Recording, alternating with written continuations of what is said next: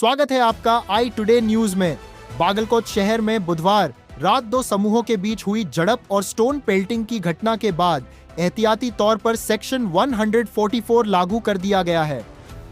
यह निषेधाज्ञा 24 फरवरी तक बागलकोट सिटी, विद्यागिरी और नवानगर इलाकों में प्रभावी रहेगी। घटना में कुछ लोगों के घायल होने और कुछ वाहनों के डैमेज्ड होने की खबर है।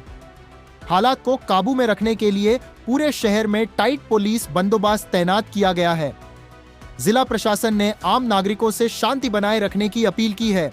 साथ ही सोशल मीडिया पर किसी भी तरह के भड़काऊ या प्रोवोकेटिव मैसेजेस फैलाने वालों के खिलाफ स्ट्रिक्ट एक्शन लेने की चेतावनी दी गई है।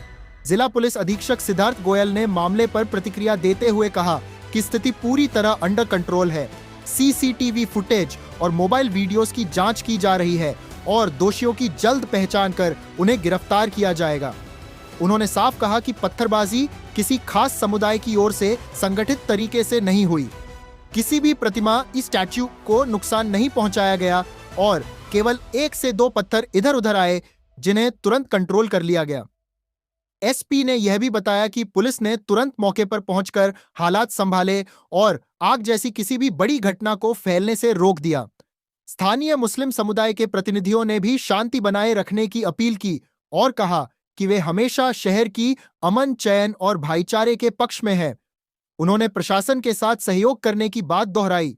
पुलिस विभाग ने सभी नागरिकों से अपील की है कि अफवाहों पर ध्यान न दें, वेरीफाइड इंफॉर्मेशन पर ही भरोसा करें और शहर में कम्युनल हार्मनी बनाए रखें।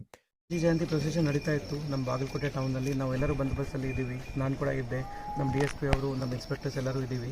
ಪ್ರೊಸೆಷನ್ ಸ್ವಲ್ಪ ದೂರ ಇತ್ತು, ಆ ಕಡೆ ಇತ್ತು. ಇಲ್ಲಿಂದ 2 ಕಲ್ಲು ಬಂತು. ಯಾವ ಸೈಡಿಂದ ಬಂತು ನಾವೀಗ ಪರೀಕ್ಷೆ ಮಾಡ್ತಾ ಇದ್ದೀವಿ. ನಮ್ಮ 2 ಕಲ್ಲು ಬಂತು ನಮಗೀಗ ನಮ್ಮ ಗಮನಕ್ಕೆ ಈಗ. ಮತ್ತು ನಾವು ವೀಡಿಯೋಸ್ ಎಲ್ಲ ಚೆಕ್ ಮಾಡ್ತಾ ಇದ್ದೀವಿ. ಯಾರಿಗೇನು ಮೇಜರ್ ಇಂಜರಿ ಆಗಿಲ್ಲ. ಆಮೇಲೆ ಕಲಾದ ನಂತರ ಪ್ರೊಸೆಷನ್ ಸ್ಮೂತಾಗಿ ಮುಗೀತು. ಎಲ್ಲ ಜನ ಡಿಸ್ಪರ್ಸ್ ಆಗಿದ್ದಾರೆ. ಸದ್ಯಕ್ಕೆ ಸಿಚುವೇಶನ್ ಅಂಡರ್ ಕಂಟ್ರೋಲ್ ಇದೆ. ಎಲ್ಲಿಂದ ಕಲ್ಲು ಬಂತು, ಯಾವ ಕಾರಣಕ್ಕೆ ಬಂತು, ನಾವು ಇನ್ವೆಸ್ಟಿಗೇಷನ್ ಮಾಡ್ತೀವಿ. ಅದರ ವಿಚಾರವಾಗಿ ಈಗಾಗಲೇ ನಾವು ಕೇಸ್ ರಿಜಿಸ್ಟರ್ ಮಾಡ್ತೀವಿ. ಹಿಂದೂ ಸಂಘಟನೆ ಈಗ ಚೆಕ್ ಮಾಡ್ತಾ ಇದ್ದೀವಿ, ವಿಡಿಯೋ ಚೆಕ್ ಮಾಡ್ತಾ ಇದ್ದೀವಿ. ಯಾರಿದೆ ರಾತ್ರಿ ಚೆಕ್ ಮಾಡ್ತೀವಿ. ಒಂದು ವೇಳೆ ನಮಗೆ ಸಿಕ್ಕಿದ್ರೆ ಕೇಸ್ ಈಗಾಗಲೇ ಮಾಡ್ತಾ ಇದ್ದೀವಿ ನಾವು. ಒಂದು ವೇಳೆ ಕನ್ಫರ್ಮ್ ಆದರೆ ನಾವು ವಶಕ್ಕೆ ತಗೋತೀವಿ. ಹಿಂದೂ ಸಂಘಟನೆಗಳ ಮುಖಂಡರ ಆರೋಪದ ಪ್ರಕಾರ SP ಸಾಹೇಬರು ಕೂಡ ಏನು ಮೇಜರ್ ಇಂಜರಿ ಯಾರಿಗೆ ಆಗಿಲ್ಲ. ನಿಮ್ಮ ಮುಂದೆ ನಿಂತ್ಕೊಂಡು ನಾನು ಸ್ಟೇಟ್ಮೆಂಟ್ ಕೊಡ್ತಾ ಇದ್ದೀನಿ. ಏನಿಲ್ಲ, ಇಲ್ಲ, ಸ್ಲೈಟ್ ಸ್ಕ್ರಾಚ್ ಇತ್ತು, ಅದು ಈಗ ಏನಿಲ್ಲ. ಸರ್ ನಿಮ್ಮ ಮೇಲೆ ಬಂತ ಸರ್ ಒಂದೊಮ್ಮೆ ಕಿಡಿಗೇಡಿಗಳು ಬಂಧನ ಮಾಡದೆ ಹೋದ್ರೆ ನಾಳೆ ಬಂದು ಕರೆಕ್ಟ್ ಮಾಡ್ತೀವಿ, 100% ಮಾಡ್ತೀವಿ. ರಾತ್ರಿನೇ ನಾವು ಎಲ್ಲ ವೆರಿಫೈ ಮಾಡ್ತೀವಿ. ಬಂದೋಬಸ್ತ್ ಟೈಮಲ್ಲಿ ಕೂಡ ನಾವು ಪೂರ್ತಿ ಸಿಬ್ಬಂದಿ ಇಲ್ಲೇ ಇದ್ದೀವಿ, ಇನ್ಕ್ಲೂಡಿಂಗ್ ಮೈಸೆಲ್. ನಾನು ಕೂಡ ಇಲ್ಲಿ ಇದೆ, ಪೂರ್ತಿ ಟೈಮಲ್ಲಿ ಇದೆ.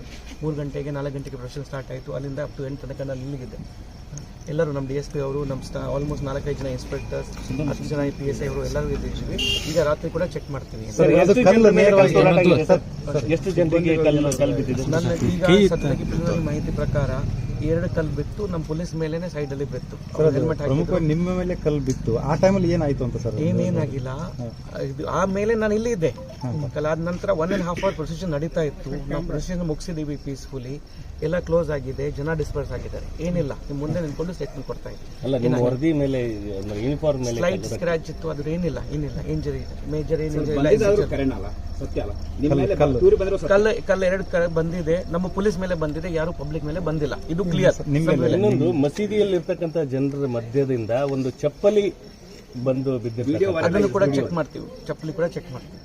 ಎಲ್ಲ ವಿಡಿಯೋ ಚೆಕ್ ಮಾಡ್ತಾ ಇದೀವಿ. ಸರ್ ಇಲ್ಲಿವರೆಗೆ ಯಾರನ್ನ ವಶಕ್ಕೆ ಚೆಕ್ ಮಾಡಿ ಕನ್ಫರ್ಮ್ ಮಾಡಿ ನಾವು ಚೆಕ್ ಮಾಡ್ತೀವಿ. ಇಲ್ಲಿ ತನಕ ಯಾರಿಗೆ ವಶಕ್ಕೆ ತಗೊಂಡಿಲ್ಲ. ರಾತ್ರಿನೇ ನಾವು ಈಗ FIR ಮಾಡ್ತಾ ಇದ್ದೀವಿ. ವಿಡಿಯೋಲಿ ಒಂದ್ಸರಿ ಕನ್ಫರ್ಮ್ ಆದ್ರೆ ಯಾರು ಈ ತರ ಮಾಡಿದ್ರೆ ಅವರಿಗೆ ವಶಕ್ಕೆ ತಗೋತೀವಿ. ಮಸೀದಿಯಲ್ಲಿ ಅಂದ್ರೆ ನಮಾಜ್ ಏನೋ ಮಾಡಕ್ ಜಮಾವಣೆಗೊಂಡಿದ್ರ ಅಂತ ಸರ್? ರಂಜಾನ್ ಆರಂಭ ಆಗಿದೆ, ಅಲ್ಲಿ ಸುಮಾರು ಜನ ಇದ್ರು ಒಳಗಡೆ. ಇದು ಮಸ್ಜಿದ್ ಟೈಮ್ ಮುಗೀತು, ನಮಾಜು ಟೈಮ್ ಮುಗೀತು. ನಮಾಜ್ ಅವರು 9:30, 9:40 ಆಲ್ಮೋಸ್ಟ್ 10 ತನಕ ಇದೆ. ಅದು ಆಲ್ಮೋಸ್ಟ್ ಮುಗಿದ ನಂತರನೇ ಬಂತು. ಇದು ಅದಕ್ಕೆ ಹೇಳಲಿಲ್ಲ. ಯಾರು ಗಿಟ್ಕಡೆಯವರು ಮಾಡಿದ್ದಾರೆ, ಮಿಸ್ಕ್ರೆಂಟ್ ಅವರು ಮಾಡಿದ್ದಾರೆ. ಯಾರು ಈ ಥರ ಧರ್ಮದ್ದು ಈ ಥರ ಏನಿಲ್ಲ. ಎಲ್ಲ ನಮ್ಮ ಬಾಗಲಕೋಟೆಯಲ್ಲಿ ಶಾಂತಪ್ರಿಯ ಇದ್ದಾರೆ. ಮತ್ತೆ ಇದು ನಾನು ಯಾಕೆ ಹೇಳ್ತಾ ಇದ್ದೀನಿ, ಇದು ಆದ ನಂತರ ಎಲ್ಲರೂ ಅವ್ರ ಪರವಾಗಿ ಹೋಗಿದ್ದಾರೆ. ಪ್ರೊಸೆಷನ್ ಪೀಸ್ಫುಲ್ ಆಗಿ ಮುಗೀತು. ಇವರು ಕೂಡ ನಮಾಜ್ ಮಾಡಿ ಮುಗಿಸ್ಕೊಂಡು ನಮ್ಮ ಮನೆಗೆ ಹೋಗಿದ್ದಾರೆ. ಈಗ ಇಲ್ಲಿ ಯಾರು ಜನ ಸೇರಿಲ್ಲ, ಪೀಸ್ಫುಲ್ ಮುಗಿತು. ಬಟ್ ಆ ಮಿಸ್ಕ್ರೆಂಟ್ ಯಾರು ಈ ಥರ ಮಾಡಿದ್ದಾರೆ ಅವರಿಗೆ ನಾವು ಐಡೆಂಟಿಫೈ ಮಾಡ್ತೀವಿ.